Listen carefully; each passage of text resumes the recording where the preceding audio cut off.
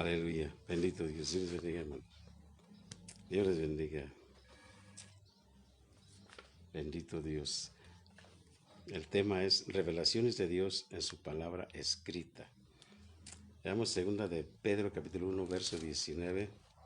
Dice así: tenemos también la palabra profética más segura, a la cual hacéis bien en estar atentos, como una antorcha que alumbra en lugar oscuro, hasta que el día esclarezca y el lucero de la mañana salga en vuestros corazones.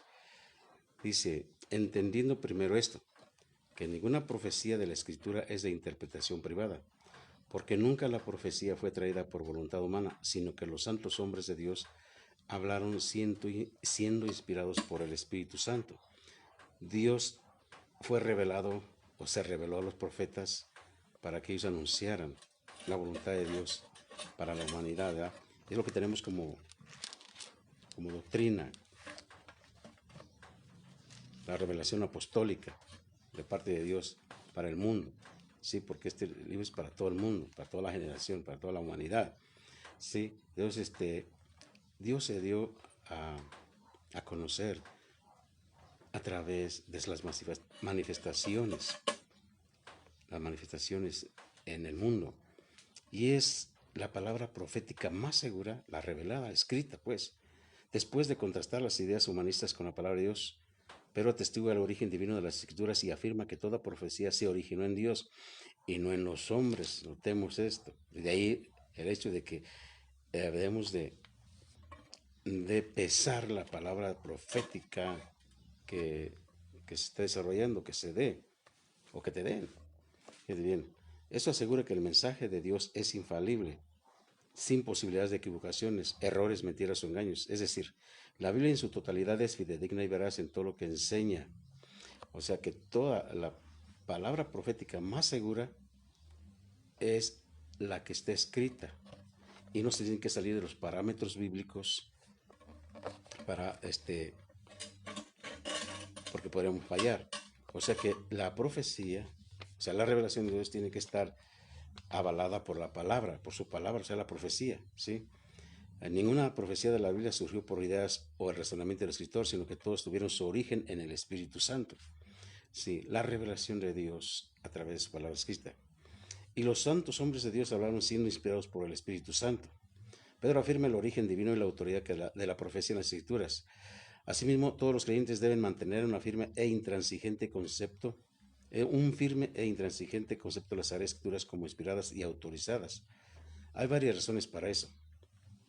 Primero, es la única manera de estar seguro de lo que Jesucristo, los apóstoles y la Biblia enseñan acerca de las Escrituras. Sin un firme concepto de las Sagradas Escrituras, la Iglesia no tiene un fundamento verdadero y seguro para su fe. Ninguna certeza de salvación, ningún absoluto moral, ningún mensaje de qué predicar con certeza, ninguna expectativa segura para el bautismo en el Espíritu Santo y la realización de milagros, y ninguna esperanza para el inminente retorno de Cristo. Sin un firme concepto de las Sagradas Escrituras, los que creen en la Biblia no tienen ninguna verdad absoluta y objetiva basada en la autoridad de Dios por la cual juzgar y rechazar los valores cambiantes del mundo, las filosofías humanas y las prácticas culturales impías. Sin un firme concepto de las Sagradas Escrituras, los creyentes no estarán preparados para resistir las dificultades extremas de los últimos días.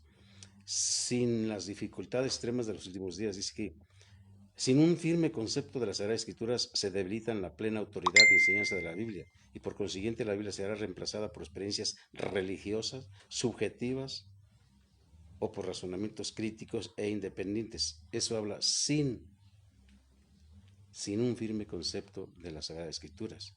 Sí. Entonces vemos que se revela, Dios es revelado a los profetas. Veamos 1 Corintios 2:6. 1 Corintios 2:6.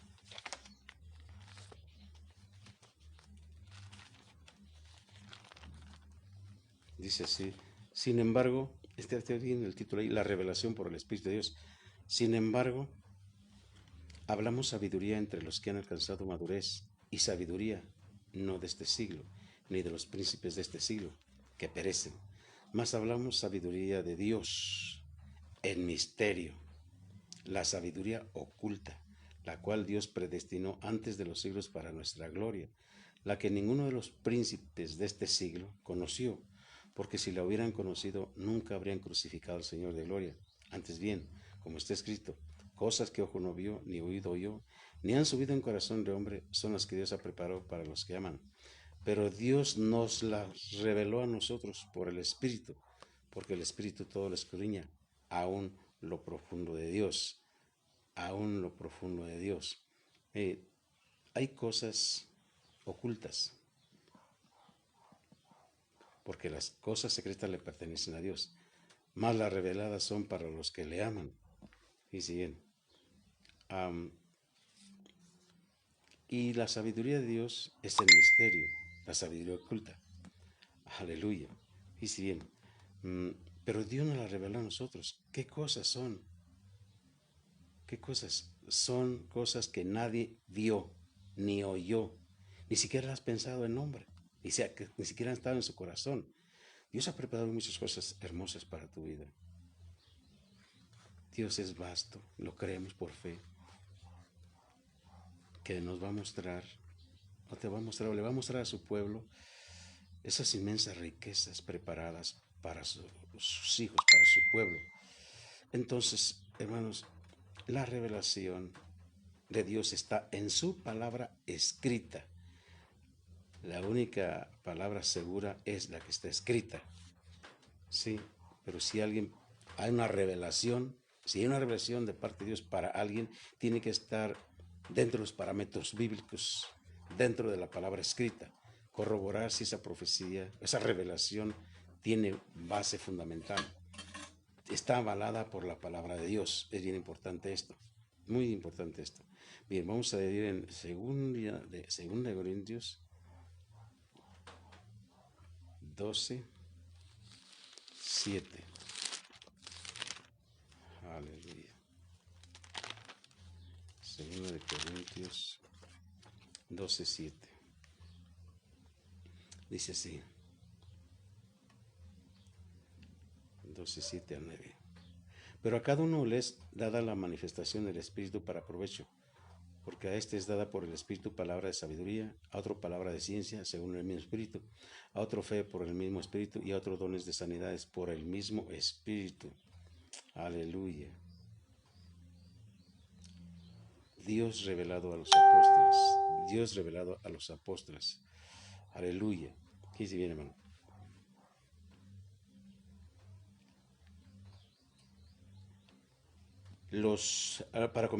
Aleluya, dice bien. Los dones espirituales son manifestaciones del Espíritu Santo y esos tienen que ser, hermano, tienen que ser explicados de esta manera. La manifestación del Espíritu Santo de Dios es la palabra de sabiduría, la palabra de ciencia, lo que es una palabra que ya pasó tiempo, tu actitud, tu conducta, ¿sí? Es algo que Dios te revela que nadie sabe más que tú y Él. Entonces, dices tú, es Dios, porque nadie sabe lo que yo he pasado en mi vida pasada. Entonces, cuando Dios te revela esa palabra,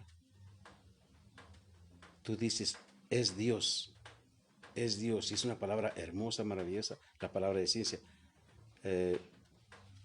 Ya podemos hablar más de eso, sobre eso. Bueno, estamos hablando de que Dios fue revelado a los apóstoles. Segunda de Pedro 3:15, 18. Segunda de Pedro 3:15.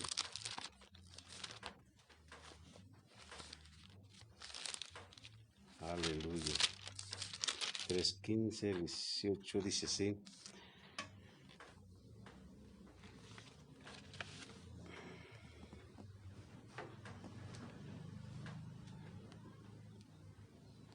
Sino santificado Dios el Señor. Estoy en la primera, perdón.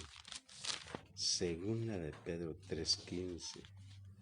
Estaba viendo en la primera. Santo Dios. Y tened entendido que la paciencia de nuestro Señor Jesús es para salvación, como también nuestro amado hermano Pablo, según la sabiduría que le ha sido dada, os ha escrito, casi en todas sus epístolas, hablando en ellas de estas cosas, entre las cuales hay algunas difíciles de entender, las cuales los indoctos e inconstantes tuercen, como también las otras escrituras para su propia perdición. Así que vosotros, oh amados, sabiéndolo de antemano, guardaos, no sea que arrastrados por el error de los inicuos, caigáis de vuestra firmeza, antes bien creced en la gracia y el conocimiento de nuestro Señor y Salvador Jesucristo. A Él sea gloria ahora y hasta el día de la eternidad. Amén. Mire, hermano, aquí está algo tremendo. A Pablo se le dio mucha revelación, mucha doctrina, que es la que se está desarrollando en todo el pueblo cristiano.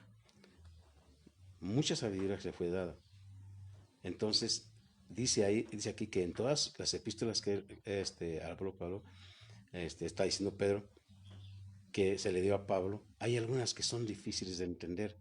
En esas grietas de no entender la palabra tal como es, los que no tienen muy buena enseñanza, indoctos dice aquí, los que no tienen doctrina, las tuercen, como también las otras escrituras, o sea, también las del Antiguo Testamento. O sea, quiere decir que cuando ellos las tuercen, es para su propia perdición, pero también para los que están escuchando o están llevando esas doctrinas torcidas. Y hay muchos que van sobre esto, engañados. Y aquí dice para su propia perdición.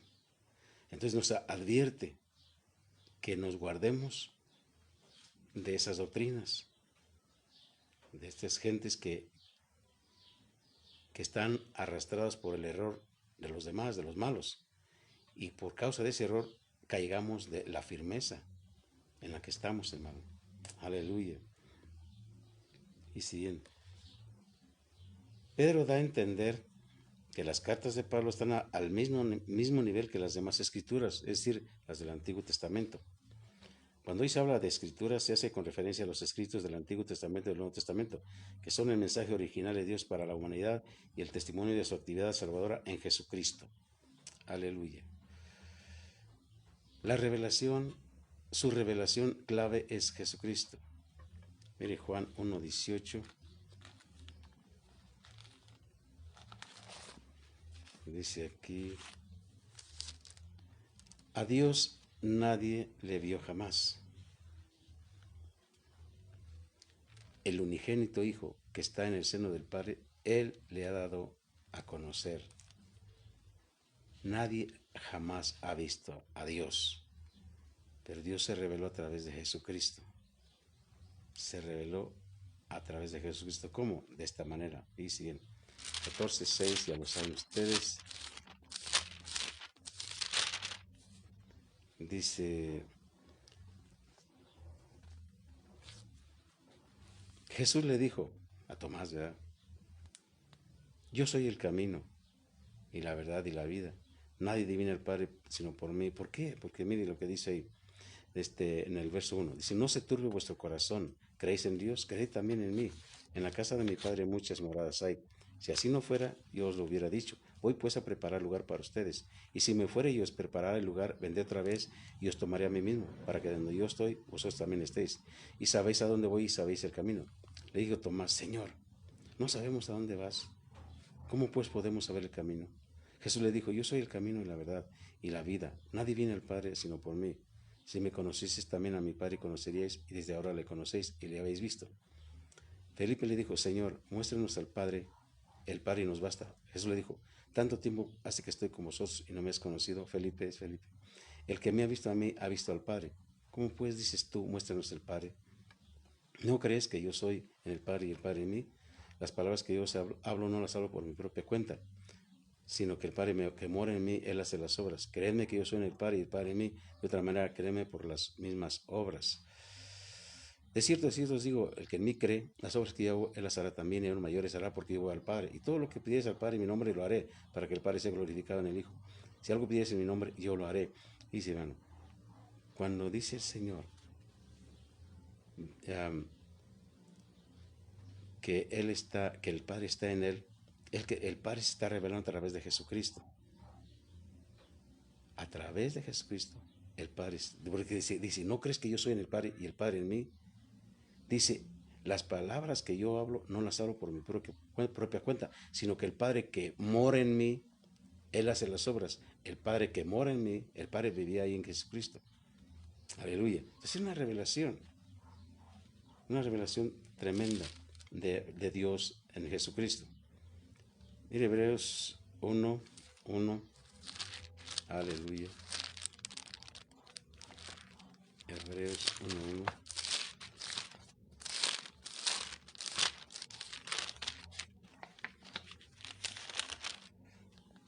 Dios habiendo hablado muchas veces y de muchas maneras en otro tiempo a los padres por los profetas, en estos posteriores tiempos, en estos posteriores días nos ha hablado por el Hijo, a quien constituyó heredero de todo y por quien asimismo hizo el universo. Estos versos establecen un tema muy importante de esta carta. En el pasado Dios empleó a los profetas como su principal instrumento de revelación, pero ahora ha hablado o se ha revelado por medio de su Hijo Jesucristo, que es supremo sobre todas las cosas. La palabra de Dios por medio de su Hijo es terminante, cumple y trasciende todas las palabras breves de Dios. No hay nadie en absoluto, ni los profetas, ni los ángeles, que tenga mayor autoridad que Cristo. Él es el único camino a la salvación eterna y el único mediador entre Dios y los hombres. El autor de esta carta confirma la supremacía de Cristo al enumerar las revelaciones acerca de Cristo. Acerca de Cristo. Entonces, ahí está, hermano, que Jesús revela al Padre. Juan 1:14.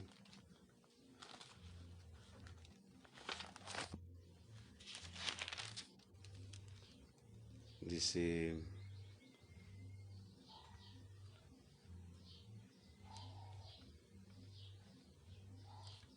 en el principio era el verbo y el verbo era con Dios y el verbo era Dios. Este era el principio, en el principio con Dios.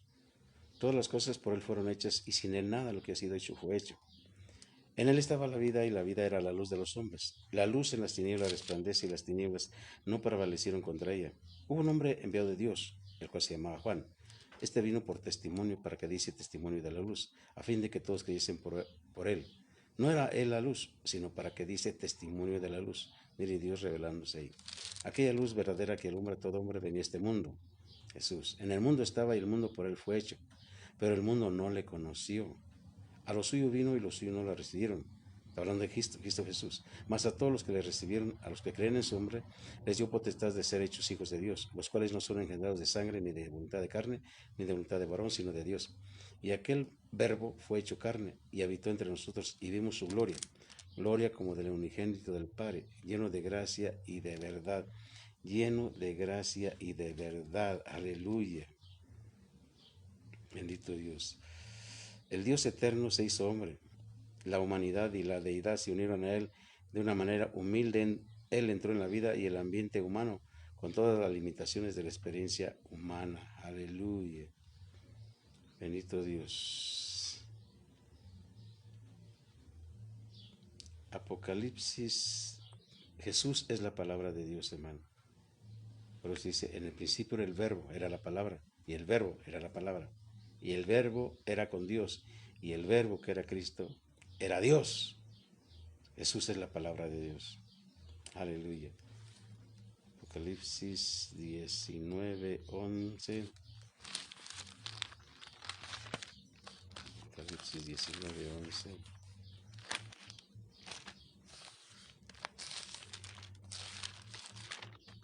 Dice así, entonces vi el cielo abierto y aquí un caballo blanco y el que lo montaba se llamaba Fiel y Verdadero y con justicia juzga y pelea. Sus ojos eran como llama de fuego y había en su cabeza muchas diademas y tenía un nombre escrito que ninguno conocía sino él mismo. Estaba vestido de una ropa teñida en sangre y su nombre es el Verbo de Dios. El Verbo de Dios. Mire la revelación de Dios en Jesús. Jesús es la palabra de Dios. Aleluya. Y la revelación continua de Dios a la iglesia. Mire, 1 Corintios, capítulo 14. Corintios capítulo 14, 26. Dice, ¿qué hay pues, hermanos, cuando os reunís? Cada uno de vosotros tiene salmo, tiene doctrina, tiene lengua, tiene revelación, tiene interpretación. Hágase todo para edificación. Pablo está pidiendo un resultado. Está pidiendo, ¿cómo le diré? Está pidiendo cuentas de las reuniones que se hacen, que se hacían en ese entonces. ¿Qué hay pues cuando se reúnen? ¿Qué pasa? ¿Qué sucede cuando se reúnen? ¿Alguno de ustedes tiene un salmo? ¿Alguno de ustedes tiene doctrina revelada por Dios? ¿Alguno tiene lengua? Algo de las lenguas espirituales, porque están bautizados con el Espíritu Santo. ¿Tiene revelación? O sea, ¿hay revelación? ¿Qué es lo que está revelando Dios en las reuniones que se están realizando hoy día? ¿Qué hay de Dios? ¿Qué hay? ¿Qué hay? ¿Alguno tiene revelación? ¿Alguno tiene lenguas? ¿Alguno tiene interpretación de lenguas, pues? Hágase todo para edificación. El propósito principal de todos los dones espirituales es fortalecer a la iglesia del creyente.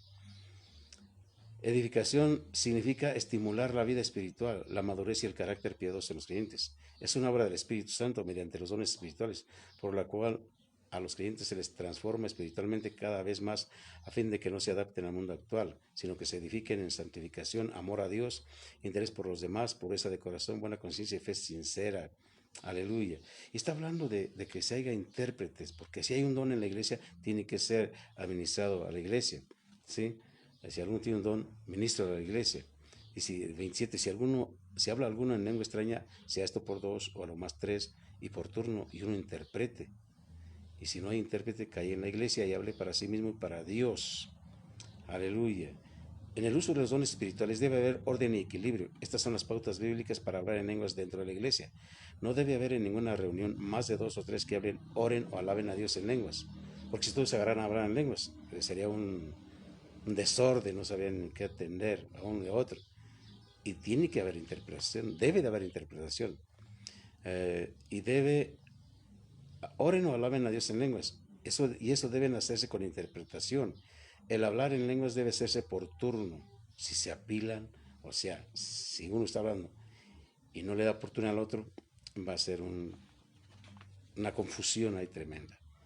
Todo el que habla en lenguas debe someterse al juicio de la iglesia en cuanto a su autenticidad. La iglesia tiene que juzgar no al profeta, sino a la revelación de la profecía que se está dando a través de las lenguas espirituales. Tienen que juzgar. Si no hay intérprete presente, un creyente puede hablar en lenguas mientras ora en privado. Si no hay intérprete, aquella persona puede orar en lenguas, hablar en lenguas, pues, mientras ora en privado, ¿sí? Los demás juzguen, dice la palabra de Dios. Asimismo, el 29, los profetas hablen 1, 2, 3 y los demás juzguen. Y los demás juzguen. Debe evaluarse y pesarse cuidadosamente toda profecía en cuanto a lo que se dice. Eso demuestra que la profecía en el Nuevo Testamento no era infalible y pudiera haber necesitado corrección. Primero, a veces el profetizar y el hablar en lenguas pudiera no ser obra de Dios. Incluso los espíritus malos, mediante la presencia de falsos maestros o profetas, pueden obrar en la congregación. Profetizar, hablar en lenguas o tener algún don sobrenatural no es garantía de que alguien sea verdadero profeta o creyente, porque Satanás puede falsificar los dones espirituales. Eso es escritural también. Si la iglesia no ha establecido métodos apropiados y ordenados para juzgar las profecías, ha hecho caso omiso de las enseñanzas bíblicas. Nótese también que no se consideraba la profecía como un impulso irresistible del espíritu, porque solo podía hablar un profeta a la vez. O sea, el espíritu de profecía está sometido al profeta, ¿sí? Si tú hablas en lenguas, una profecía, el espíritu está sujeto a ti, el espíritu profético, pues. ¿Cuál debe ser la actitud de la iglesia respecto a los mensajes proféticos? Primero debe examinarse toda profecía según la norma de la verdad bíblica, o sea que no tiene que sobrepasar los parámetros bíblicos, tiene que tener fundamento sólido, que es la palabra de Dios. Los creyentes deben esperar que se cumpla. Si alguien profetiza algo, se va a ver si es que esa profecía es de Dios, si se cumple. Y si no se cumple, es que no era de Dios. Porque hay tres fuentes donde puede surgir la palabra profética. Puede ser del enemigo, puede ser de Dios o puede ser del alma. ¿Sí? Tres fuentes. Dice bien. Deben estar preparados en el caso de que no se cumpla. Si la profecía es una exhortación, la congregación necesita preguntarse, ¿qué debemos hacer para obedecer la voluntad del Espíritu? Si cuando viene una palabra profética de exhortación, es para que te examines y compruebes si en verdad esa exhortación es la adecuada, es la correcta, y Dios te va a hablar en los puntos en donde tú estás mal. Entonces te vas a dar cuenta que sí es en realidad, porque nadie sabe tu andar, solamente tú lo conoces. Entonces, sí, Señor, si en verdad estás cometiendo algo que no está dentro de la voluntad de Dios, entonces cuando te profetizan algo, es cierto, porque aunque no lo declares ahí, pero tú sabes que es para ti. Pero si no hiciste nada y te están mandando a profecía, un ejemplo, que sea adulterio y te diga, tú adulteraste, pero no es cierto, esta profecía no es para ti, es para el que sí está haciendo esas cosas. ¿Sí? Entonces es la revelación de Dios continuamente en la iglesia. La revelación es un don del Espíritu. Efesios 1:16. Efesios 1:16. 16:17. Dice así. No ceso de dar gracias por vosotros, haciendo memoria de vosotros en mis oraciones, para que el Dios de nuestro Señor Jesucristo, el Padre de gloria, os dé espíritu de sabiduría y de revelación en el conocimiento de Él. Pablo oraba porque la gente recibiera de parte de Dios un espíritu de sabiduría, o sea, de conocimiento, pues, y de revelación en el conocimiento de Él. O sea, sabiduría para que te manejes, porque el principio de la sabiduría es el temor a Dios, de ahí surge todo. Entonces, y de revelación en el conocimiento de Él, y de revelación en el conocimiento de Él. La revelación es un don del Espíritu, como estamos hablando, hermano. 1 Corintios 12:13. 1 Corintios 12:13. Vamos. Aleluya.